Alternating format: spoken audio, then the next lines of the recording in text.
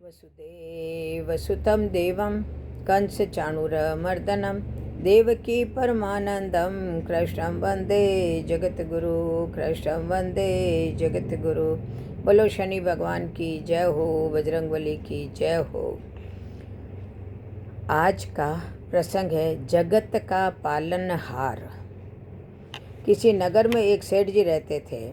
उनके घर के नज़दीक ही एक मंदिर था। एक रात्रि को पुजारी के कीर्तन की ध्वनि के कारण उन्हें ठीक से नींद नहीं आई। सुबह उन्होंने पुजारी जी को खूब डांटा, यह सब क्या है। पुजारी जी ने कहा, एकादशी का जागरण कीर्तन चल रहा था। सेठ जी बोले, जागरण कीर्तन करते हो तो क्या हमारी नींद हराम करोगे? अच्छी नींद के बाद ही व्यक्ति काम करने के लिए तैयार हो पाता है, फिर कमाता है, तब खाता है। पुजारी ने कहा, सेठ जी, खिलाता तो वह खिलाने वाला ही है। सेठ जी, कौन खिलाता है? क्या तुम्हारा भगवान खिलाने आएगा? पुजारी ने कहा, वही तो खिलाता है। सेठ जी ने कहा, क्या भगवान खिलाता है? हम कमाते हैं तब खाते हैं। तो पुजारी जी ने कहा, निमित्त होता है तुम्हारा कमाना और पत्नी का रोटी बनाना, बाकी सबको खिलाने वाला, सबका पालनहार तो वह जगन्नाथ ही है। सेठ जी ने कहा, क्या पालनहार लगा रखा है? बाबा आदम के ज़माने की बातें करते हो। क्या तुम्हारे पालने वाला एक को आकर खिलाता है? हम कमाते हैं तभी तो खाते हैं। पुजारी ने कहा, सभी को वही खिलाता है। सेठ जी, हम नहीं खाते उसका दिया हुआ। पुजारी जी, नहीं खाओ तो मार कर भी खिलाता है। सेठ जी ने कहा, पुजारी जी, अगर तुम्हारा भगवान मुझे 24 घंटों में नहीं खिला पाया तो फिर तुम्हें अपना यह भजन कीर्तन सदा के लिए बंद करना होगा। पुजारी ने कहा, मैं जानता हूँ कि तुम्हारी पहुँच बहुत ऊपर तक है, लेकिन उसके हाथ बड़े लंबे हैं। जब तक वह नहीं चाहता तब तक किसी का बाल भी बांका नहीं हो सकता। आजमा कर देख लेना। अब पुजारी की निष्ठा परखने के लिए सेठ जी घोर जंगल में चले गए और एक विशालकाय वृक्ष की ऊंची डाल पर ये सोचकर बैठ गए कि अब देखता हूँ इधर कौन खिलाने वाला आता है। 24 घंटे बीत जाएंगे और पुजारी की हार हो जाएगी। सदा के लिए कीर्तन की झंझट मिट जाएगी। तभी एक अजनबी आदमी वहाँ आया। उसने उसी वृक्ष के नीचे आराम किया, फिर अपना सामान उठाकर चल दिया, लेकिन अपना एक थैला वहीं पर भूल गया या छोड़ गया, ये ईश्वर ही जाने। थोड़ी देर बाद 5 डकैत वहीं पहुँचे। उनमें से एक ने अपने सरदार से कहा, उस्ताद, यहाँ कोई थैला पड़ा है क्या है, देखें ज़रा। खोल कर देखा तो उसमें गर्मा गर्म भोजन से भरा टिफ़िन था। उस्ताद को भूख लगी है। लगता है यह भोजन भगवान ने हमारे लिए ही भेजा है। अरे, तेरा भगवान यहाँ कैसे भोजन भेजेगा? हमको पकड़ने या फंसाने के लिए किसी शत्रु ने ही जहर वहर डालकर यह टिफ़िन यहाँ रखा होगा, अथवा पुलिस का कोई षड्यंत्र होगा। इधर उधर देखो जरा, कौन रख कर गया है।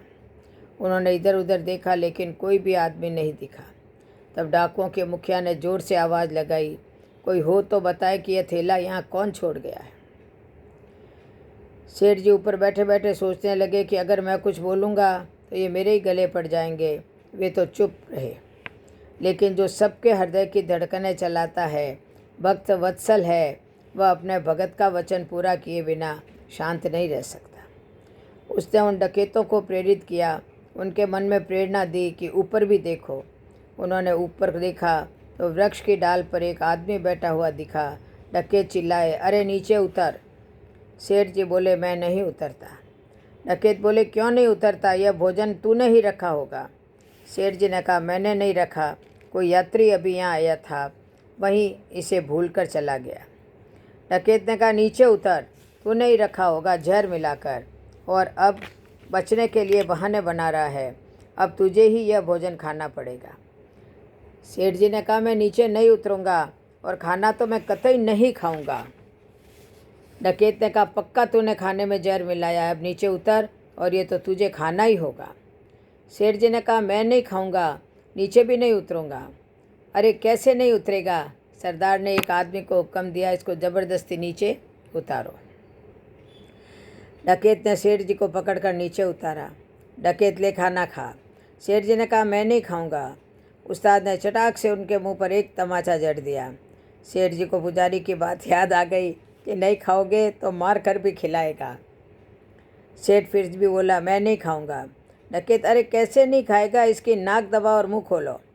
डकैत ने सेठ की नाक दबाई और मुंह खुलवाया और ज़बरदस्ती खिलाने लगे। वे नहीं खा रहे थे तो डकैत उन्हें पीटने लगे। तब सेठ जी ने सोचा कि ये 5 है और मैं अकेला हूँ, नहीं खाऊंगा तो ये मेरी हड्डी पसली ये कर देंगे, इसलिए चुपचाप खाने लगे और मन ही मन कहा, मान गए, मार कर भी खिलाता है। डकैतों के रूप में आकर खिला, चाहे भक्तों के रूप में आकर खिला, लेकिन खिलाने वाला तो तू ही है। आपने पुजारी की बात सत्य साबित कर दिखाई। सेठ जी के मन में भक्ति और धारा फूट पड़ी। उनको मार पीट कर डकैत वहाँ से चले गए और सेठ जी भागे और पुजारी जी के पास आकर बोले, पुजारी जी मान गए आपकी बात कि नहीं खाए तो वह मार कर भी खिलाता है।